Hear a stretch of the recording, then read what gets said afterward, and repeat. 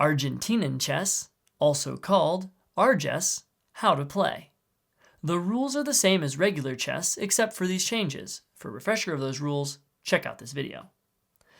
In the bottom left corner, set up 4 of white's pawns on the 4th row. Below that, from left to right, set up rook, knight, pawn, pawn. Then, bishop, queen, knight, pawn. Then, king, bishop, rook, pawn. For black, on white's farthest row, from left to right, set up rook, pawn, pawn, pawn, pawn, knight, bishop, king. Then, down the far right column, bishop, knight, pawn, pawn, pawn, pawn, rook.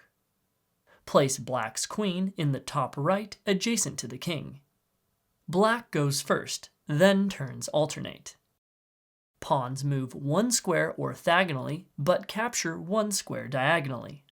Pawns may not perform their initial double-step move option. Therefore, en passant is not allowed. Pawns promote when they reach any one of their opponent's king or bishop starting squares. Castling is not allowed.